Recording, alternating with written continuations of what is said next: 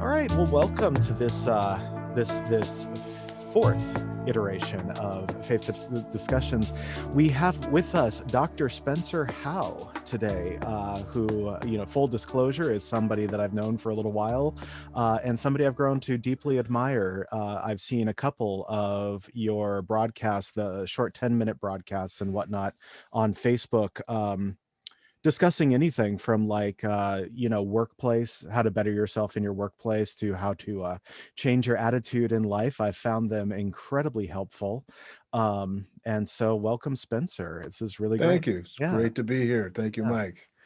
We were talking a little bit before we started about what you've been up to, and what you've been up to is like a book. You've got a lot going on in your life. Yeah. Can you give us, for anybody who doesn't know you, can you kind of give a background and then current plans, current projects? Sure, absolutely.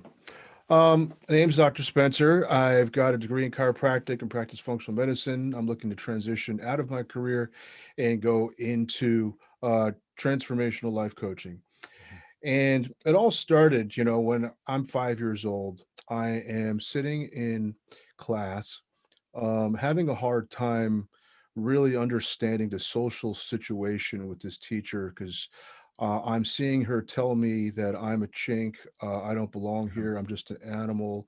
And I'm feeling, wow, is she real? I don't think I do belong in this environment. This is really weird. I think I agree with her because I don't really feel like I belong in an environment full of hate.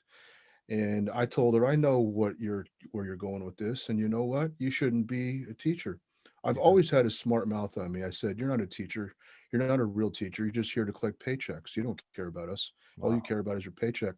And she looked at me like, oh my God, this little brat is going to talk to me like that. You're talking to me like an adult. And we had this kind of relationship. And fast forward towards the middle of kindergarten, she says, listen, I don't like you and you don't like me. We've got that established. But if you don't get through this class, I'm going to have to put up with you and you're going to have to put up with me. So you're going to have to get through this class one way or another. So you better learn to behave. And at that point, I thought to myself, geez, my feelings don't matter at all in this world. My Mm. parents don't believe me about this. My teacher doesn't care about how I feel. I'm on my own. I really don't belong here. And I'm not good enough. I have to prove myself. So I did. I proved myself. I graduated kindergarten with a fifth grade reading level, and it was good. She's like, well, good riddance. Then Mm. basically went through school like that. Fast forward to 19. I won a 5-year scholarship at a high school. Then I lost it from partying too much. Mm. Had a nervous breakdown. And then, I attempted a suicide, put a noose around my neck, and realized that, yeah, maybe I don't belong in this world. But God damn it, no, I'm not going to go out like this. I don't want to be remembered like this. Pulled myself up, got some help, got into psychology, Mhm. or went to a psychiatrist rather. And that was the first time I felt like I was in a safe space to open up and actually be myself in a place where I feel like I can belong, where I am good enough and I don't have to prove myself. And that kind of launched my inspiration to provide that kind of space for others by studying psychology as an undergrad.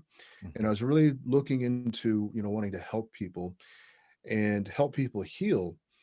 And as I got older, I got more into body work. Fast forward Yeah. to um, chiropractic, graduated, and found it really difficult to bring something that people don't really understand to the world. Mhm. And got a job with a guy named Dr. Hans Friedrichs, and he happened to be a business coach. Mm. So he taught me a lot about marketing. I finally felt like I found myself. I no longer have to prove myself. I've got a degree. And here I am marketing, and I realize I still have to prove myself. If I don't prove myself, they're not going to sign up as a patient. And it wasn't a matter of proving myself, but it was a matter of clearly communicating what it is that I can do for people. And the better I communicated with people, the better they got what I can do for people. And I stopped feeling like I don't belong. I feel like I am right where I'm supposed to be. I feel like my patients now appreciate what I do, now accept what I do for them, and I no longer have to prove myself, but I still have to prove myself because if I don't continue to do this one-on-one and attract people and explain things, explain what's going on with them, and explain how I can help, my business will go downhill, and I'll, suffer financially, so to speak, because I've got this student debt. And I Yeah. realize, well, I am proving myself, but I still feel like there's something that's not being heard, that I'm not connecting with on a deeper level that I'm meant to. Hmm. And got into life coaching from going to the Landmark Forum, transformed my life, transformed my perspective. And that's when it hit me, this is what I want to do. I'm meant to be that guy up there. I'm meant to be on stage helping this whole crowd here with everything that I've learned in life and everything that Mhm. I've experienced and take people through my journey because my journey is your journey. And I realize that it's not necessarily about proving myself, it's about sharing. Right. And the more I share from an authentic place, the less I feel like I'm trying to prove myself and the more I feel like people get me because I get people Mhm. and I never have to feel like I belong or not belong. I feel like I'm part of a human tribe Right. that I've Right. already belonged to, always belonged to, that we all belong to, but not everybody knows this. Not Mhm. everybody feels like they belong, Yeah. you Well, know? and I would say, what's great about that authentic place is that that emerges from your place of competency, right? Mhm. That you have a very clear understanding of what you do well.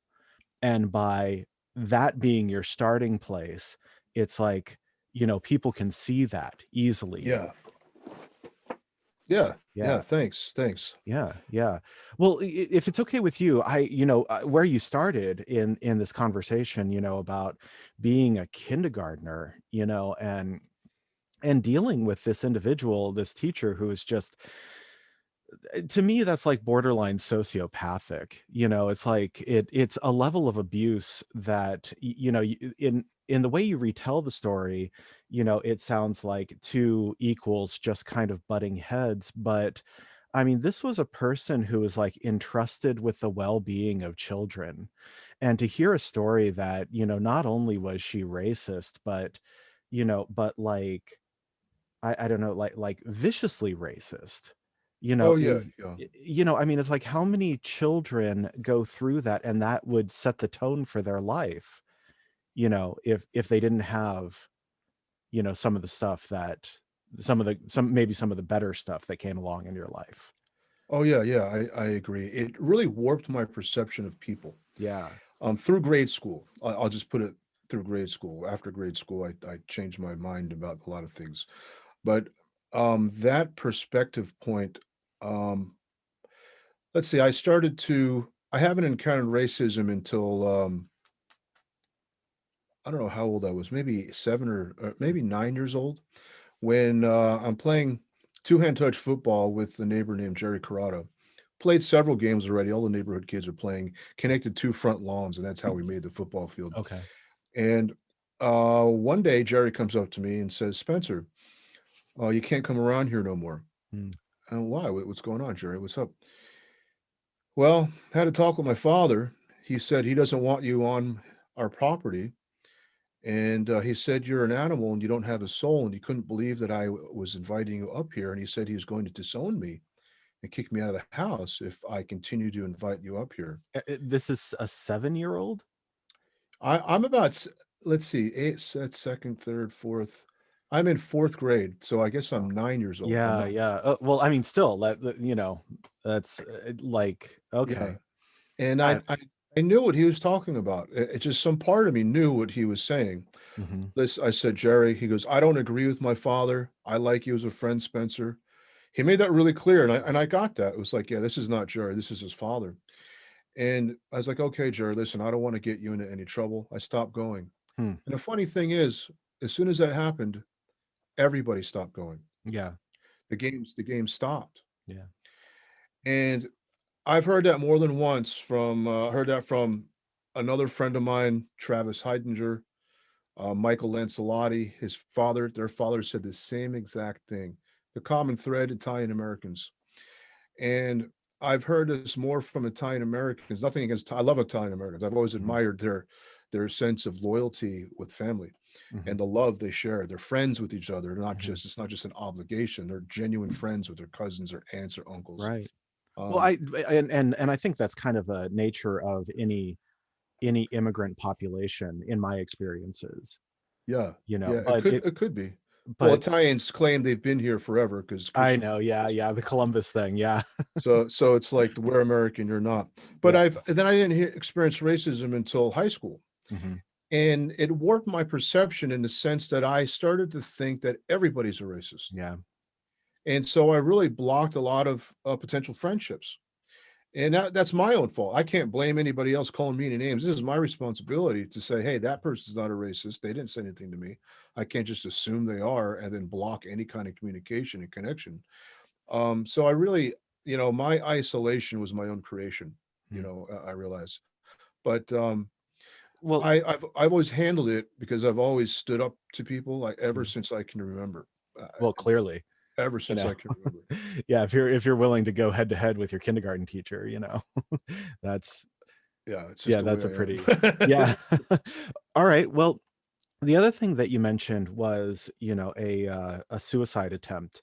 And man, I was reading, that like for men under 45 in the United States, like it's a tragic statistic that suicide is just like one of the leading causes of death, and so I wonder if that, like, being, I'm an attempted suicide survivor as well, Hmm. and and being in that space, how does that inform like your coaching practices, or people who are severely depressed, who, Dr. Spencer, what can I do? you know It helps me connect with people because there's an automatic trust. okay. There's a sense of wow, okay, thank you for sharing. I have no Yeah. problem sharing things anymore. I used to be Right. really shy, Yeah, me but too. a lot of people do. And when I talk about this stuff, it invites people to share their story. It lets them know that they're not alone, that there's other people out there that have gone through this and understand what it's like. Hmm. And for me, there's because when you're in that state, it's like nobody understands me. You don't understand me. Stop talking to me. Yep. What's wrong, Spencer? What? I'm fine. Right. And Right. we kind of block people out because it's almost embarrassing to Mhm. talk about how bad you feel Yeah. and hopeless. The degree of hopelessness and lack of belief in your inner resources, utter. It's the complete opposite of confidence and self trust. Mhm. It's the utter lack of trust in yourself, and the utter lack of trust in reality in the world, and it's like just giving up on everything, and a sense of hopelessness and despair and grief and rage, Yeah. and that Yeah. rage is turned inward, and there's a lot of self-blame of I'm not good enough, I'll never make it. There's a lot of this negative self-talk with this sense of being afraid to try anything. Hmm. And I get into the feelings and describing the feelings, and it's like, yeah, that's exactly what I feel. Wow, you really understand me. And it's my point isn't to say, look how much I know. My point is to say, look, I know you're not alone. Hmm. You're not alone. I'm here with you. And funny thing, I had a friend, my senior year of high school, I had this big party at my parents' house. They went away, invited a lot of people over. Oh yeah. My friend is we're partying. My friend's smoked a lot of weed, and he's sitting on my couch vomiting. Mm. I feel sick, and I gave him a bucket. Came back, you okay, Bill? Hmm. He goes, no, I'm not, Spencer. I I never told anybody this, but yeah, I think I want to kill myself. Wow. And this is before I attempted. Hmm. Um, I'm 17 years old in my parents' family room. There's people drinking, partying everywhere. And my friend's just hunched over like this, Spencer, I think I want to kill myself. I was like, I've never heard anybody tell me that this is okay. All right, Bill. I looked at him right in his eyes and I said, you always have a choice. And he goes, huh? Yeah, you're right. You're right. I do. Thanks, Spence. Wow. Fast forward to when I moved out to California, 2007. That happened 1992. Fast forward to 2007. I bump into him out here. He's been in California for a while. And I look him up. Hey, Bill, what's going on? And he told me, he goes, remember that time on your couch? Hmm. He goes, I'll never forget that. You saved my life. Wow. You told me I have a choice. And I had forgotten about that. Mm-hmm. And I said, wow, I never realized the impact that I've had on his life. Mm-hmm. Well, and it made me feel fulfilled. Yeah. You know, it made me feel like this is my reason for waking up every day. Yeah. And it was like, this is, it was planting the seeds of this is what I'm here to do. Mhm. You know what I mean? It Yeah. gave me purpose. Right. Right. And that's something that I've found is that, you know, in a way we are redeemed through service, Yeah. that we can, that by being of service either to other people or even to projects or, groups that you're trying to help out, what you get in return from that in your own personal validation, or, the notion that you're not worthless, right? That your Yeah. presence in this world actually means something. And Hmm. people are so fast to dismiss ideas like that, but I think no, that's major, Hmm. you know. Absolutely. Absolutely. And I think there's a lot of people in this world, especially right now, feeling like, what do I do? You know, Yeah. it's like, what the world is changing so fast. Yeah. And it's like, I look at my own life as I'm a Gen Xer, Hmm. and I think, well, out of all the generations, I think the Gen Xers have experienced the most change and growth in civilization. You know, we grew, I think you're a Gen Xer I too. am. Yeah. We grew up with the baby boomers reality. You know what Yeah. I mean? Mhm. You get good grades, Yep. you, you go into a good college, you get a good job, Hmm.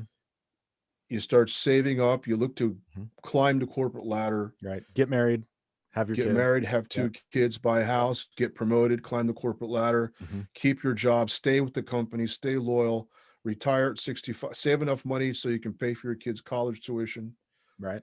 you know, and then retire, sell your home and move to a warmer climate like Right. Florida that's nicer and less Yep. expensive to live, and you collect your pension and your social security, and that was enough. And then our generation came and grew up with the personal computer. Hmm. I remember I was shown a personal computer when I was in 5th grade, and I said, "This is the future." It Yep. was an Apple IIce, and it's like, this is the future. Hmm. We I'm had gonna an have to. Apple 2GS, and Right. yeah. It's amazing what Mhm. the, you know, from retailers like Sears, Roebuck, J.C. Penney, Yeah. Fortunoff, Kmart, being the gigantic businesses as they were, to becoming going bankrupt. Yeah. And when the internet came, it was just, it took over the world. I had no idea it would grow that big. And then millennials entered the picture, and they were born with an iPad in their Right. hand. Right. So they don't know the technology as much as we do because we grew up in the development of it, but they know the apps. You Hmm. know, they know how to use the apps. They're more app savvy than we are. Hmm. Um, Well, and also, like, computers have become fashionable, or like, yeah, and when I say computers, I mean phones, tablets, yep, the anything digital digital. age. Yeah. Yeah, Yeah. it's become a status symbol. And so, like, I doubt that you are on TikTok. I'm not. No, okay, I'm not either. Yeah, Yeah, but, but my 25-year-old friends are absolutely on TikTok, and yeah. not only that, but they know, like what the next fashionable app is going to be. I don't know that. Hmm. Yeah. Yeah, it's pretty So, amazing how right, natural it is to them. right. Gen Xers, we still have a taste of, hey, I'm gonna call my buddy up. We're gonna meet. Exactly. We're gonna talk in person. Mhm. Where the millennials are like, no, we're just texting. Like, to them, that's a genuine conversation interaction. Yeah. Oh, no, I think it's actually worse than that, though. I think, like, because like, my last girlfriend was significantly younger than me. She was 19. And so, like, if she had something like important to say, something that was even remotely embarrassing, like, she couldn't physically talk to me. She had to, like, go into the other room and, like, DM it to me on like Facebook Messenger or something like that. Mm-hmm. Mm-hmm. Like that is Yeah. just absurd to me. Yeah. Well, it's like writing a letter. A lot of Yeah. people, Oh, yeah, that's fair. they used Yeah. to write letters Yeah. if they couldn't talk. That's a good point. Yeah. It's see to me where I'm getting at with all of this is the disconnection that people have because they're using interactions like this as a base. You know Hmm. what I mean? They're using text messages as a base. Hmm. For us, it was like, I'll text you if I need to, but Hmm. otherwise I'll see you, Yeah. Yeah. or I'll call you if I need to. And now it's like tech, we got, the whole flip phones, and we learned to text with one Right. button and do it underneath the chair. And we Yep. memorized the whole keypad, and then shorthand stuff. Yeah. And then the smartphones came out. Now we're writing full sentences. Now we're writing full paragraphs. Now we're writing complete conversations that are 20 lines long. Well, you got voice to text, it's like, That's true. yeah. And there is a sense of disconnect with one another. People Yeah. lack empathy. Hmm. And when you talk to people nowadays, you don't feel heard. You don't feel seen. You Yeah. don't feel acknowledged. And it feels very shallow. And it's not this kind of New York social savvy kind of shallow where they still acknowledge you slightly, but they're more entertaining, Hmm. like a socialite. Now it's just they just don't talk at all. Like you go out on a date and it's like you're both Well, on the cell phones, checking your face, and that's like a normal date. It's but like what the heck? yeah, okay, so tell me how this strikes you, right? I believe that we are in a period of just complete unbridled narcissism. Yes, That we have become so self-centered, through social media, like we're all trying to be like our own celebrities, yeah, and try I like agree. gather followers, and I understand like from a business perspective, I mean, I work for a church. The church has a business aspect to it. We need to bring people in. We need to have outreach. Yeah, So there's that. But like, but then I look at like the rise of OnlyFans or Instagram butt models or things like that. right, And it's right. like it is so like I need validation, like it's my heir kind of a Mm, thing. yeah, I agree. I agree. Yeah. They don't have self-worth, and they use Right. their their their sexiness, their looks, their Hmm. money, their status, whatever, to create admiration. The desire Right. to be admired is the strongest desire in the human mind Hmm. over anything else, stronger than love, Hmm. stronger than hunger, Yeah. stronger than thirst. Yeah. Is desire to be admired, and it just feeds the ego, when you feel special. So what do you think, like, in if we agree on this, then like what is the role of the life coach for somebody who's just like drowning in this quagmire of narcissism and shallowness? It's funny That's a to, great question. to Yep. drown in shallowness, but Oh yeah, it's happening. yeah. I think Okay. self-awareness is honesty. I mean, they're Right. interchangeable. They're synonyms. People don't get that because people think self-awareness is being aware of the story they tell themselves. But real honesty, real transparency is self-awareness. To truly be aware of yourself and not just your self-image Hmm. is something where I think has been lost.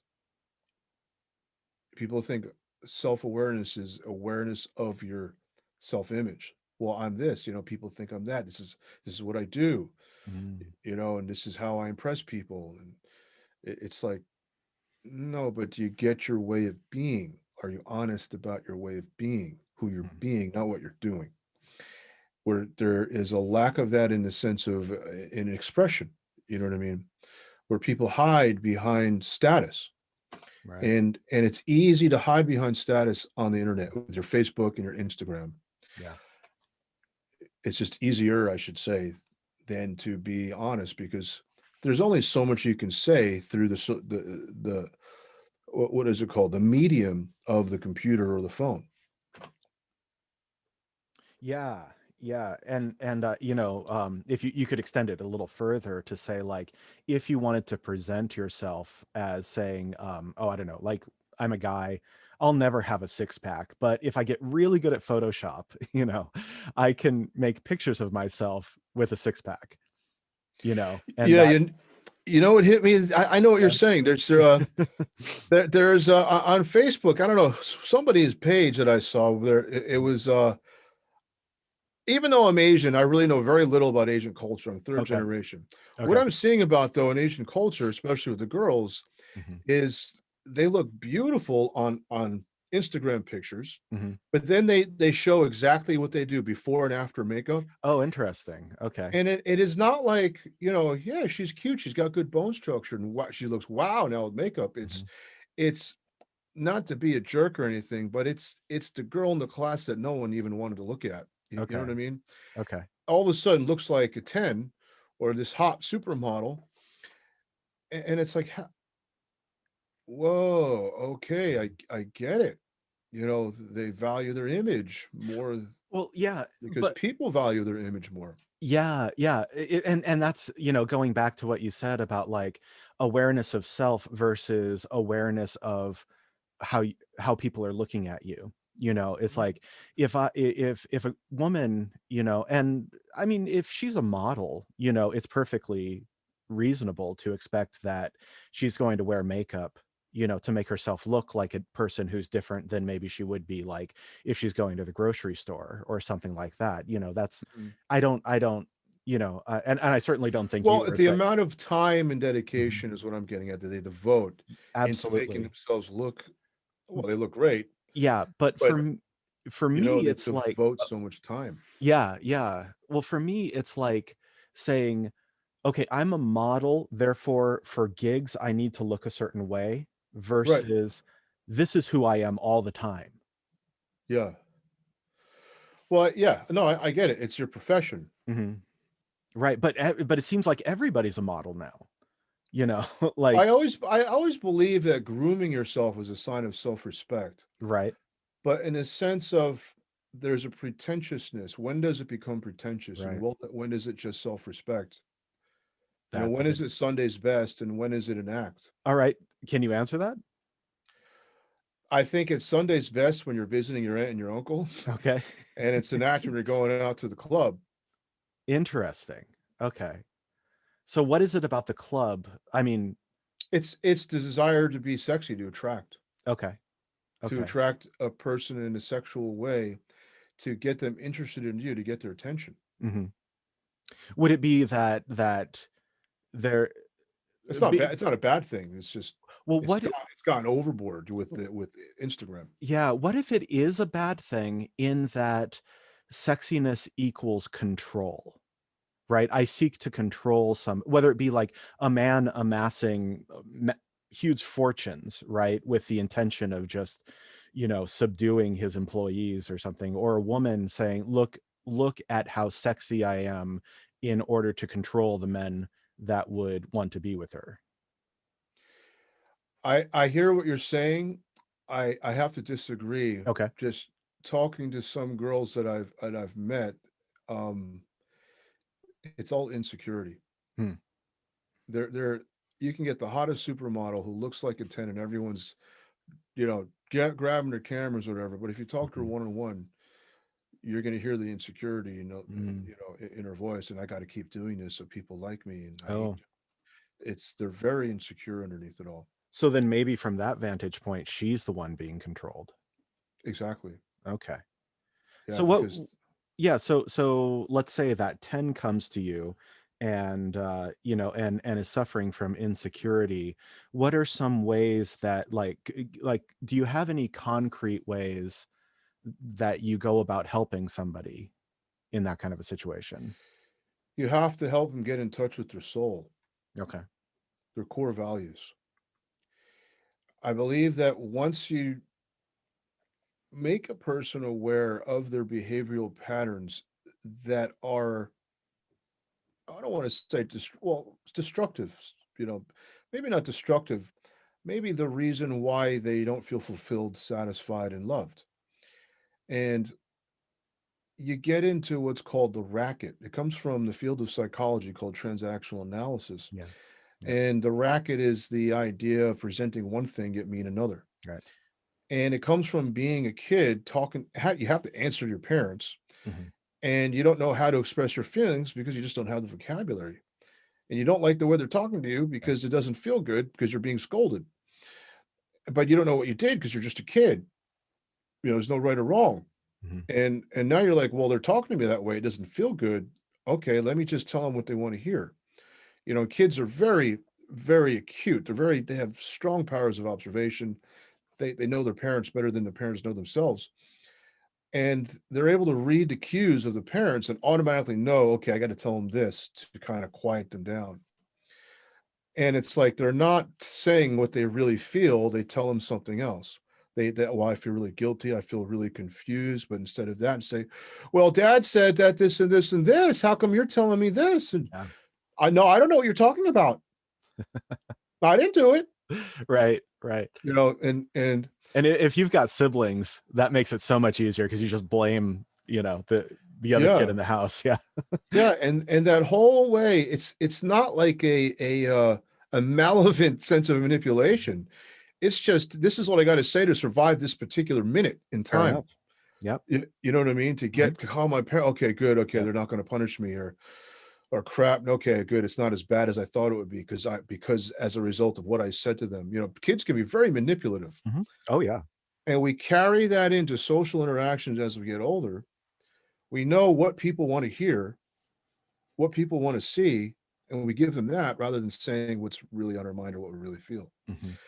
And we wonder why we feel a lack of connection and don't feel satisfied. We can't feel satisfied, you know, acting or your whole Yeah. life. You can't feel fulfilled if you're not genuine. Right.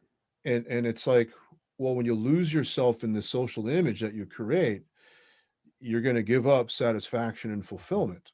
Yeah. Yeah. My worst experiences in relationships every single time, hands down, is when I wasn't being honest.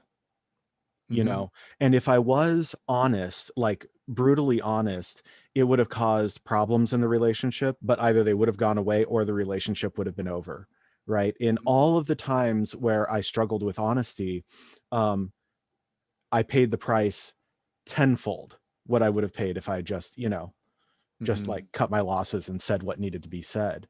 And Mm-hmm. I want so but it seems like there's a lot of dishonesty that people have, or that people use, because they don't want to ruffle feathers or hurt feelings. And I think it's like you said, going back to like being a kid, and facing the wrath of your parents and just wanting it to be over.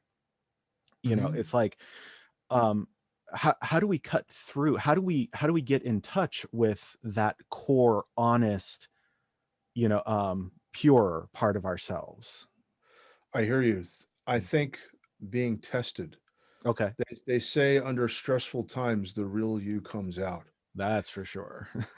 And people who become a real asshole when they're Yeah. stressed. They can become, all of a sudden, this ingenuity comes out, this problem solver comes out, or bravery comes out.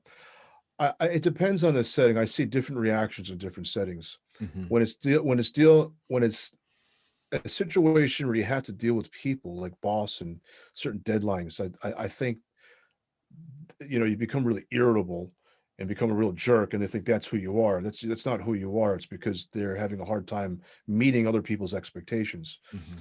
But you put them in a situation where you put them through like a Spartan race, and they'll get broken down after the first few miles. Mhm. All the I can't do this, Yeah. I don't know, why did I do this? How all the self-doubt, and like, wow, I never, the real stuff comes to the surface. And when you have a team support in that kind of situation, listen, I got you, man. I'm your teammate. I got you. I remember being in the Boy Scouts, and it was just a 2 mile hike. I mean, it's Mhm. not a long, by my physique now, it's like, it seems like Right. nothing, but remembering Right. back, I was like, oh my God. It's the first time I hiked that. We hiked up a hill. We had to hike to the campsite. We're all hiking with 50 pounds on our back. I'm 12 years old. Mm. I am huffing and puffing, Yeah. and I got to take a break. And I'm feeling like, no, just don't quit. Just keep going. It's just a burn. No pain, no gain. Mhm. And then finally I said, I can't, I don't know if I can make it. I stopped. And one of my buddies, Ken, said, Spencer, are you okay? I said, no, I don't think I am. I'm just really tired. Like I know, you kind of encouraged me before, but I got to take a break. Like I can't, I don't know if I can make it. Like, what am I going to, everyone's going and I can't make it. I don't know if I can. He's like, Spence, we're all struggling here. Yeah. Like, you're not the only one. I get it. My legs are burning too. Like we're all sweating and we're all feeling what you're feeling. Like, and he pulled someone, hey, how you feeling? Oh, I'm fucking hating this. I don't know if I can do it. And I'm like, that's exactly what I thought, but he's still going. And it's like, wait, we're all thinking this. Yeah. Okay, we're all in this together. Like it's Yeah. all of us. That's right, Spence. Come on, let's go. And I just, okay, don't worry about it. I'll do it. Like Mhm. I'll do it. Like don't worry about it. I'll just do it and I'll deal with it afterwards. And we made it. We all made it. Mhm. And he came up to me, Spencer, how you feeling? Whew, relieved. Yeah. I'm glad it's over. I'm glad we made it. He's like, yeah, but remember what you said to me before? You thought you Yeah. couldn't make it. Mhm. I go, yeah, you're right. I had even forgotten that conversation. Right. And he goes, remember you said you thought you couldn't make it? You made it. Mhm. And I'm like, you're right. He goes, yeah, you got to believe in yourself. You're right. You're right, Ken. And it wasn't until being broken down. And I think that's the purpose of like military boot camp. Yeah. They break you down to expose all of your weaknesses to build you back up to make you stronger than you were before. I like physical stuff like that personally. Right. Right. Yeah, well, and I remember at the beginning of the shutdown, you released a couple of really great, just like short exercise routines, that it seems to be part of like your holistic approach to living a life of well-being. Yeah, physical challenges, athletic Mhm. challenges have always for me tested my courage, Mhm. tested my ability to focus my mind and come up with solutions at work. Right. Because if they Right. don't work, I'm going to get hurt. And Right. skateboarding and snowboarding and jumping off cliffs and things like jumping over a car. I know what it's like to have my ankle sprained from Yeah. not doing the technique properly and almost breaking my ankle the first time when I'm 13. And it's like, okay, I don't want that to happen again. Mhm. So I Yeah. better figure out the solution really quick or I'm going to be in a lot of pain. Mhm. It just made me like focus on solutions. Yeah. Yeah. Well, and okay.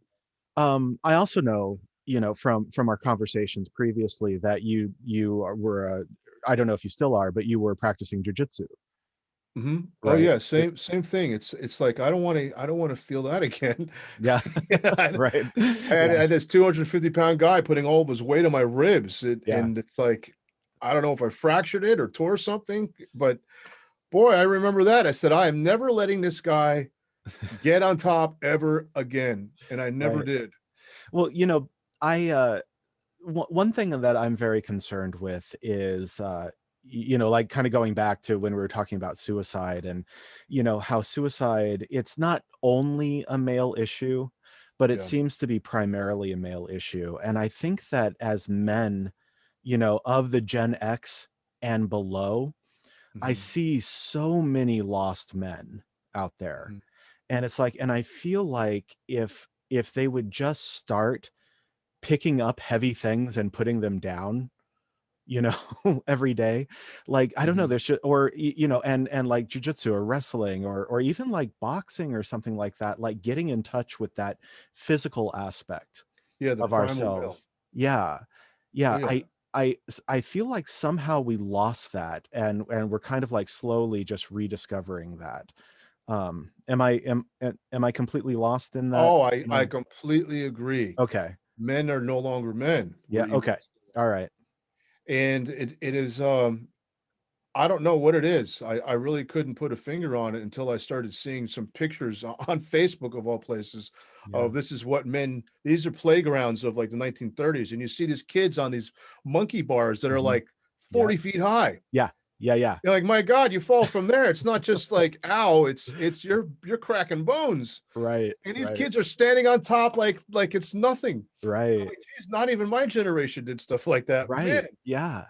there's a certain toughness and grit that I think the baby boomer generation had that just got lost down the line. Well, and so I believe that that grit is essential. I Yeah, think that this is just me. This is just my opinion. You can tell me what you know, if you disagree sure. or not. But I think that there was an assumption that girls' behavior was like the gold standard in education because they were easier to deal with. Maybe they talked a bit more in Yeah, class, things like that. And so there was an attempt to try and socialize boys into just basically being girls, trying to behave like girls. interesting. And so discouraging any kind of aggression, even if it was playful, discouraging competition, all of these things that we think of as Right. being traditionally male. And I Right. think that that's done, I don't want to say irreparable damage, but I think it has damaged, I agree. yeah. Oh yeah, I agree. I think the way kids are growing up now, they're, with, I'll put it this way. I still remember the day my mom had a conversation with me and my brother telling us that I'm not going to be home after school. I have to go to work. Your father wants me to go to work to help pay the bills, so I got to look Mhm. for a job. I think you're old enough where you can take care of yourselves. Right. I'm in elementary school, and so you're going to have to take the bus. I can't pick you up from school anymore, or you can walk home. And my parents always gave me a lot of freedom. It's Mhm. just something I've been blessed with. A lot of parents overprotect their children, Yeah. and they've always let me roam the neighborhood since I was 5, 6, 7 years old, just walk around by myself, and it was a relatively safe neighborhood. I felt anyway, and I knew everybody. But that day, I felt different. It was something like, well, no one's going to be here. I'm not. No, they don't love me. Oh, wow. It was like, if they loved me, they'd be here. Interesting. They would find a way to make it work to be here. Well, my mom has to work. Okay, I understand. And then I'm going to have to, there's this theme in my life where I have to do it on my own. I got to figure out how to be self sufficient. Mhm. And I've always, okay, I'll take the challenge. Um, I remember one day I walked home from school. My mom forgot to put the key underneath the doormat. I was like, my mom doesn't love me. Mhm. If she loved me, she would have remembered so I can go and swear now what I'm going to do. Well, I don't know if my mom doesn't love me or not because my godparents live across the corner there. I'll just go to their house. Right. Knocked on their door. What are you doing, Spencer? Oh, my mom forgot to put the key underneath the doormat. I can't get into the house. Oh, what do you want me to do about it? I go, you're my godmother. What do you mean? What do I want you to do about it? You're my godmother. You're supposed to take care of me. Let me in. So my mom gets home. That's what you're gonna do about it. She's like, I always had this mouth on me. Yeah. She goes, Clearly. you're right. I am here. Come on in, Spencer. And do you want something to eat? You hungry? Here, just sit down and relax. Mhm. And it was like, God, this is what godparents are for. But you had a community though, like what Yeah, about all these kids growing up like where they don't know their neighbors? I You know, know. like That's what I'm seeing now. yeah, me too. And what I'm Um, seeing, it's their parents. I don't know what generation their parents are because it's like if they're in their 20s or 30s now, who were their parents? Were they baby boomers? Were they Gen Xers? yeah, That generation did not raise them right. I I I, talk to kids around here, like yeah, parents. They tell me flat out, yeah, their parents don't teach their kids respect. They don't teach them mannerisms. hmm They don't teach them to say please, say thank you, say yeah. excuse me, Adam how to Carolla, Adam show Carolla, up on time. yeah, They don't teach them any of that. he Self calls it discipline, none of it. he calls it the FU generation, Yeah, right? and they're Yeah, they're in their like late 20s. yeah, They're yeah, and it's like they weren't baby if they got to be like what 20, 30 years, that means they're in their 50s. These are people in their mid 50s now, yeah, 10 years older than me. Is that like what happened to that generation when they became parents? Why didn't they teach your kids how to be yeah. proper, how to have grit, how to be tough, how to overcome hardship? And Yeah, yeah. I don't know. I think something happened to our culture. I think that there's, it's that laziness and narcissism, that we talked about earlier.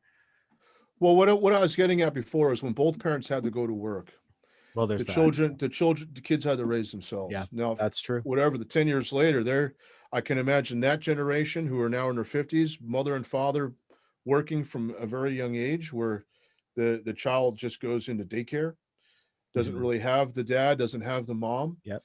doesn't have mom's nurturance, doesn't have Mhm. dad's wisdom and playfulness. Yep. Um, Yeah. they're raised. I know I watched a lot of TV growing up Mhm. and Same here. developed a lot of notions of grandeur about life. Yeah. And I can only imagine if I was like from 3 years old with an iPad in my hand, thinking this is reality, Mhm. this is reality. YouTube videos on trains and taking toys out of boxes, and Right. that's what they're raised on now. Yeah. It's like, Yeah. Well, and technology, we're gonna have to tackle that dragon at some point, um, or else I don't see any way around it. I'd be bereft if I didn't ask about projects that you have going. When we were having more regular conversations, you were working on a book, mhm. and The book's is done. I just nice. have to edit it. I kind of Okay. dropped the ball in editing it because as time goes on, I realize how to create a story more effectively without having to reveal too much of the backstory. Hmm. That's on video, but on paper it could be different. Okay. There's a structure to writing that I think an editor would know. It's something that I've wrestled with a lot of demons since COVID-19 came out. Let's put Okay. it that way. Okay. A lot of doubt, a lot of getting back into bad habits, watching a lot of TV, Hmm. not working out because Yeah. the gyms are closed, Yeah. um, eating bad food, thinking, why it's normal, everybody else does it. It's Yeah. like, what's so bad about it? And I realized, wait a second, these are habits that does not lead one to where they want to get, but they're normal habits. Everybody does it. Our parents do it. We think it's normal, but they're not. Yeah. Yeah. I was living very unhealthily, last year. It was really in August that I decided I wanted to get my act together. you, you know, um, and it's been a journey. It's been a journey of like putting things back together, after, especially like the last 2 years or so. Hmm. Um, well, hey, so are there, do you feel like making any projections about the book of when we could expect it, or? Um, I don't know anymore. Okay. It needs to be edited by a professional editor, and it's going to cost about $100,000 to have it edited professionally. I don't have that kind of money to spend right now on getting a book edited. The Right. cheapest would be 10,000, and that's going to be you get what you pay for, so to speak. That's, And you think it's a lot of money, but the real editors charge 100,000. yeah. So it's like I can take it to an English teacher. Yeah. They can grammatically check the prepositional phrases and so on, and the Right. proper tenses and all that kind of stuff. But it's about the story and the structure of the story Mhm. that I have to reread it. I kind of let myself say, hey, let me have some more life experience and then go back and reread it. Okay. And that's where I'm at now. I Well, that's don't know when fair it's though. Yeah, I don't know Yeah. when. That's a great question Hmm. because that's one of the things where I dropped the ball on. Uh, the whole world of marketing, everything has gone online, Hmm. and it's the reality now. It's fully set in. It's not just an option anymore. This is it. Hmm. This kind of meeting that we're having Yeah. is it's the future is now. It's true. This Yeah. is what it's going to be like Yeah. for a long time. Yeah. And okay, then how do I market everything? A lot of psychologists, massage therapists, doctors, life coaches, we got into it to help people. Right. We didn't get into it to sell ourselves, but you have to sell yourself. So there is a marketing strategy, even to books, Right. that is done online on Facebook, Mhm. YouTube, Instagram. Well, it's like we were talking about with like, the Instagram models and stuff like that. It seems like we're all in the fashion business now, whether we want to be or not, in, metaphorically speaking. Oh, this is what I've learned is that marketers know the human mind and human behavior better than psychologists do. Oh, I'm sure that's true. Yeah. They can influence your decision and influence your behavior and influence the course of action you take more effectively than 20 years of psychotherapy. Well, in the interest of good marketing, right? Because Hmm. we are we are tragically out of time. I hate this Hmm. because this was a great conversation. Yeah, But can you plug yourself real quick? Like how do people find you? What you're sure. doing and where you're at? Right now, I'm still developing my website. I Hmm. changed my name. It used to be Otigos Life Coaching. I took that website down, Hmm. and I'm going to develop a new website, just spencerhau.com. Hmm. And I think it'll be Spencer Coaches. And my niche is going to be helping people excel in their career. Okay. But it's really that's the marketing aspect of it. Hmm. Really, I'm helping them heal and helping Good. them grow through healing and helping them get in touch with who they really are, because there's a lot of wounds in a lot of people today that Yeah. they don't know how to deal with. There's a lot of emotional turmoil and a lot of confusion that Yeah. people don't understand why, that the church doesn't answer, Yeah. the Bible doesn't answer, that psychiatry, psychologists don't answer. And there's something that has to be done in the sense of teaching people how to manage their own mind. I mean, that's what it boils down to, is I teaching people how to manage their own mind yeah. and I giving them a perspective point that is not the story, Mhm. but pure consciousness. And that's the challenge. Yeah. Well, I think that is hugely needed in this world. So man. So Dr. Spencer Hau, God, thank you so much. This was a great Yeah, you can reach me conversation. at howhealthy.net. How healthy. We'll start howhealthy.net. That's my website now for my chiropractic practice. My contact information Mhm. is there. We'll link to it in the video. So Great. yeah. All right. All Hey, right, you have a beautiful day, man. Michael, thank you so Yeah. much. It was really good talking. Yeah, it was really